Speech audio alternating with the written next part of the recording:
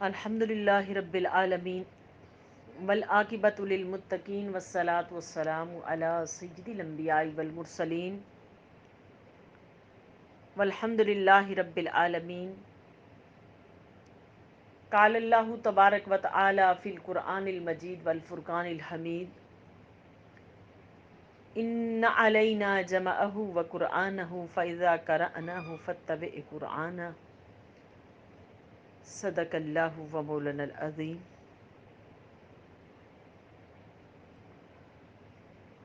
معزز سامعات، آج کا جو ہمارا تفسیر القرآن کا ذکر کا جو شعبہ ہے اس کا عنوان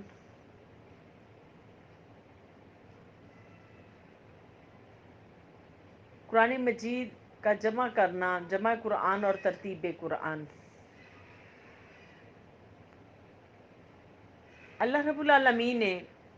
کلام مجید میں ارشاد فرمایا سورہ قیامہ کے اندر کہ انا علینا جمعہ و قرآنہ،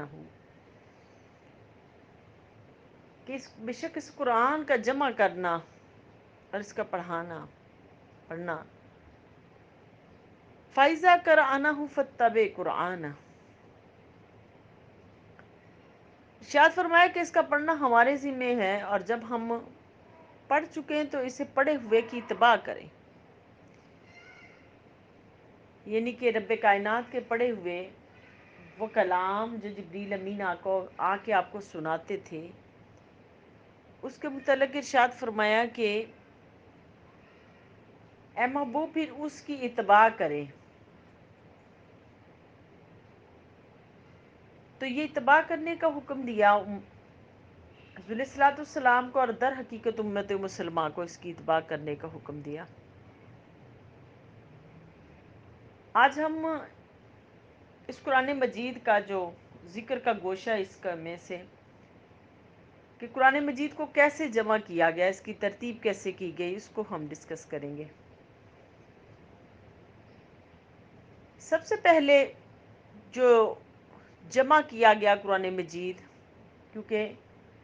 سرکار دو عالم صلی اللہ علیہ وسلم کی ظاہری حیات کے اندر صحابہ کرام کو جو حضور علیہ الصلوۃ والسلام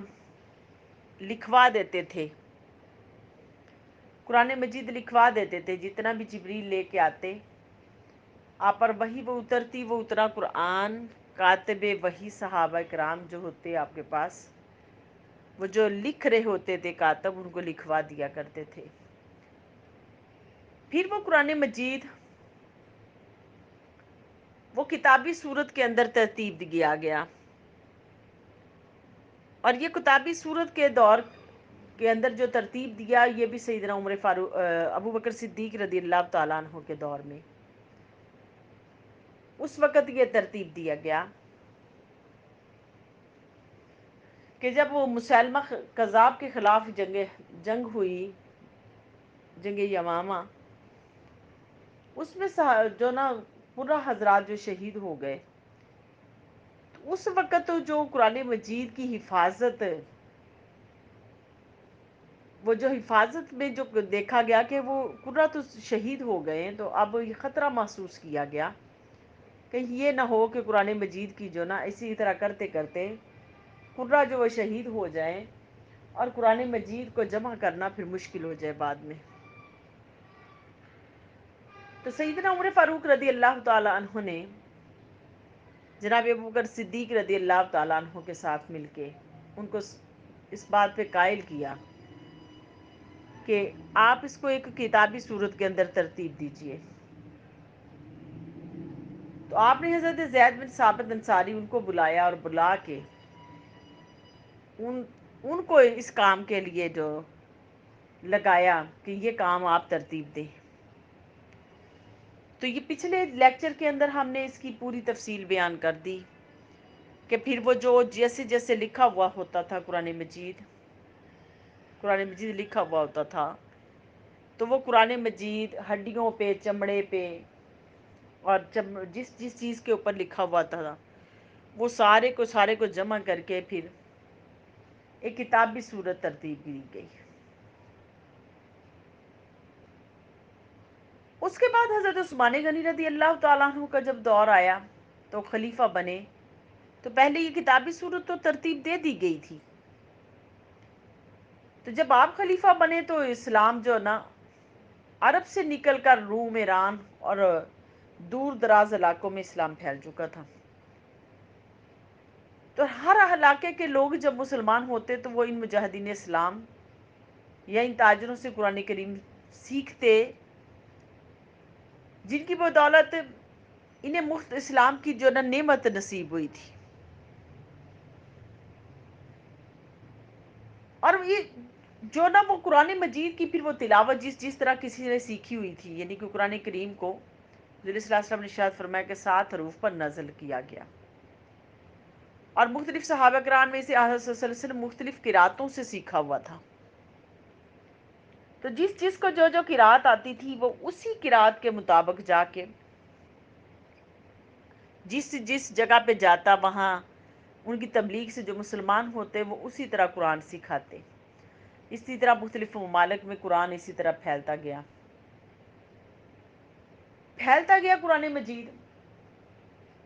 اور جب پھیلا تو یہ قراتیں جو نا مشہور ہو گئی۔ جب مشہور ہوئیں مختلف علاقوں کے اندر یہ قراتیں، تو ان لوگوں کے اندر یہ آپس میں جھگڑے جو نا شروع ہو گئے۔ کوئی کہنے لگا کہ یہ قرات ٹھیک نہیں ہے، دوسرے کہنے لگے یہ قرات ٹھیک نہیں ہے، کہ ان کو ان قرات کو قابل اعتبار نہ سمجھا جانے لگا۔ اور یہ جھگڑا جو نا جب سامنے آیا تو اس کارنامے کی جو نا تفصیل جب حضرت حذیفہ بن یمان آرمینیا اور آذربائیجان کے محاذ پر جو نا جہاد میں مشغول تھے، تو وہاں انہوں نے دیکھا کہ لوگوں نے قرآن کریم کی قرات کے بارے میں اختلاف ہو رہا ہے، ان کا اختلاف ہو رہا ہے، تو وہ سیدھے مدینہ پاک تشریف لائے اور حضرت عثمان غنی رضی اللہ تعالیٰ عنہ سے آ کے عرض کی کہ امیر المومنین، کہ ہم دیکھ رہے ہیں کہ آرمینیا کے محاذ پر جب ہم تھے تو وہاں پر ہم دیکھ رہے ہیں کہ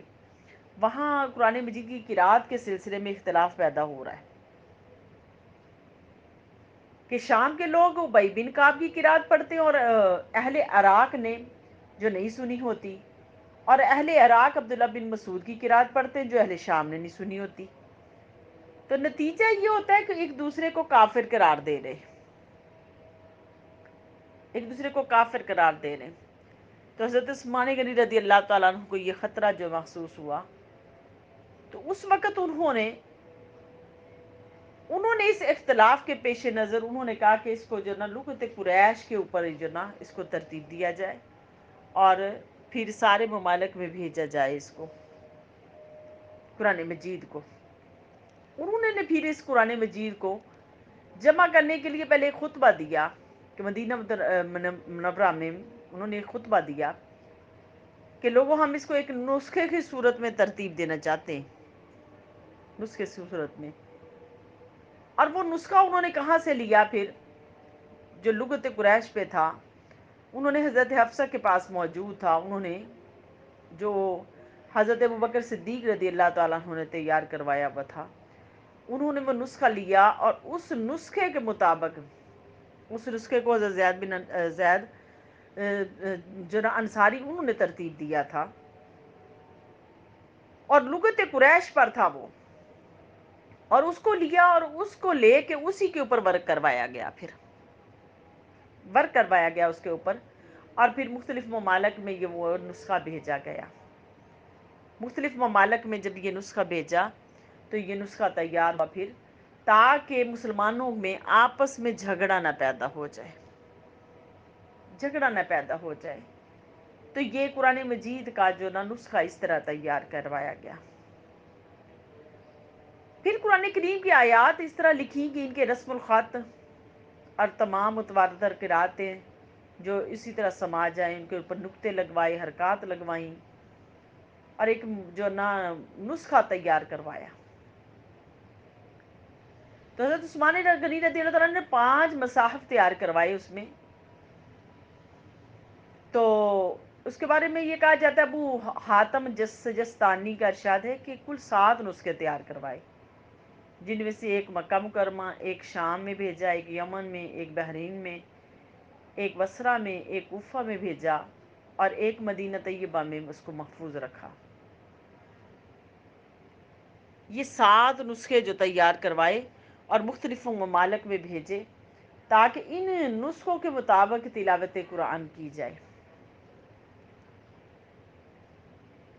پھر جب حضرت ابوبکر صدیق رضی اللہ عنہ کے زمانے میں جو قرآن مجید کو جمع کیا گیا تھا، اس کی صورتیں جو جمع کی گئیں، آیات جمع کی گئیں، وہ نسخے جو تیار کروائے، تو ان میں جو نسخے تیار کیے گئے تھے، اس مرتبہ سورہ احزاب کی ایک آیت جو من المومنین رجال صدقوا ما عاہدوا اللہ علیہ، یہ علیحدہ لکھی ہوئی تھی۔ یعنی کہ ایک دو آیت، کچھ آیات ایسی تھی جو حضرت خزیمہ انصاری ان کے پاس لکھی ہوئی تھی، متفرق آیات۔ ایک وہ سورۃ برا کی آیت ہے، لقد جاءکم رسول من انفسکم عزیز ما علیہ ما انتم حریص علیکم بالمؤمنین رؤوف الرحیم۔ یعنی کہ یہ بھی متفرق آیت لکھی ہوئی تھی، یہ بھی متفرق ایک ایک آیت جو لکھی ہوئی تھی۔ یعنی کہ کچھ صحابہ کرام کو ان کی تلاوتیں تو یاد تھیں، لیکن لکھی ہوئی یہ صرف ایک صحابی کے پاس موجود تھی، تو انہوں نے لے لی اور لے کے پھر اس کے اندر وہ جمع کیا اس قرآن مجید کو، اور اس صحیفے کے طور پر پھر اس قرآن مجید کو جمع کیا گیا۔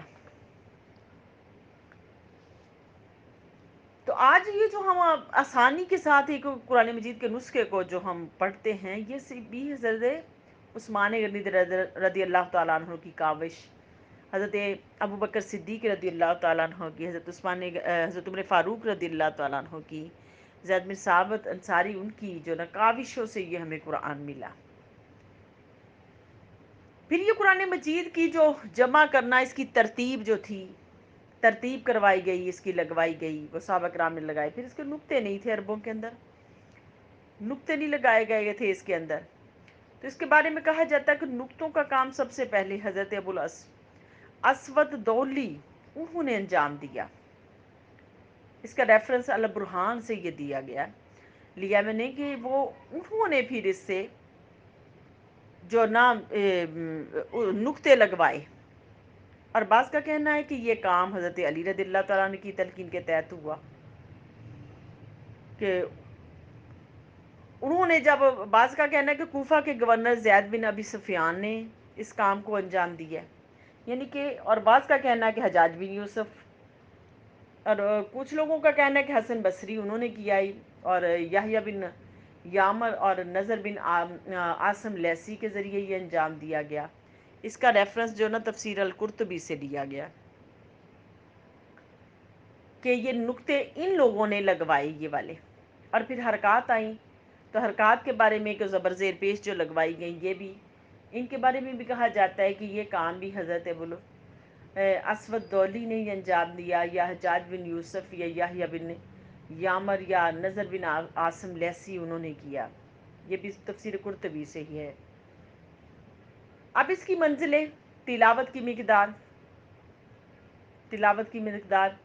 کہ کتنی تلاوت روزانہ کی جائے، کہ صحابہ کرام زیادہ سے زیادہ قرآن پڑھتے تھے، تو اس کی قرأت بھی کتنی کی جائے، کتنی کی جائے اس کے متعلق، کہ اس طرح پورے قرآن کریم کے کل 7 جو نا جز بنائے گئے،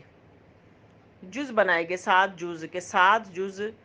اس کے مطابق اس کی جو نا تلاوت کی جائے، کیونکہ قرآن مجید کے 30 پارے ہیں، 30 پارے ہیں، تو اس 30 پارے کے اندر، 30 پارے کے اندر پھر اس کے 7 جز بنائے گئے، کہ فہمی بھی شوق کے تحت کہ اس کی تلاوت کی جائے، پھر اس کی تلاوت کی جائے، تو وہ فہمی بھی شوق کے تحت وہ ایسے ہے کہ سورہ فاتحہ سے لے کر سورۃ مائدہ تک پہلی منزل ہے، اور پھر سورہ مائدہ سے لے کے سورۃ برات تک دوسری منزل ہے، فہمی میں بی، اور آگے سورہ یونس سے لے کے فہمی بی، آگے سورۃ الشعراء تک، شعراء تک، یہ نا تیسری منزل ہے. آگے سورۃ والصافات سے لے کے جو نا اس سورۃ قاف تک، اور پھر سورۃ قاف سے لے کے آگے جو نا آخری قرآن تک، یعنی کہ 7 منزلیں بنتی ہیں. تو یہ جو 7 منزلیں، فرمایا کہ اس طرح اس قرآن مجید کو جو پڑھا جائے تاکہ قرآن مجید آرام آرام سے پڑھا جائے اور اس کو جمع کیا جائے. آگے پھر اس کے اجزاء اور پارے 30 جو کیے گئے، 30 اور اجزاء اور اس بنائے گئے، 30 پارے بنائے گئے اس کے. پھر اس کے اوپر اخماس اور اشاریے لگائے گئے. اس کا بھی موجد کہا جاتا ہے حجاج بن یوسف ہے. حجاج بن یوسف اس نے یہ کام کرایا. دوسرا کہا جاتا ہے کہ عباسی خلیفہ مامون رشید انہوں نے یہ کام کیا ہے کہ اس کے اوپر جو نا اشاریے لگائے اور اخماس لگوائے گئے. اور پھر رکوعات اس کے ترتیب دیے گئے. رکوعات بھی لوگوں کی کاوشوں سے یہ رکوع بھی بنائے گئے. پھر اس کے اندر رموز و اقاف ہیں، جو رموز و اقاف ہیں اس کے حروف مقطعات ہیں، اور پھر وقف ہیں، علامت وقف ہیں. یہ کام بھی کہا جاتا ہے کہ یہ کام کہ سب سے پہلے علامہ ابو عبداللہ محمد بن تیفور سجاوندی رحمۃ اللہ علیہ نے وضع کیا اس کام کو. یعنی کہ اس کے اوپر پھر اینڈ کے اوپر وقف لگوائے،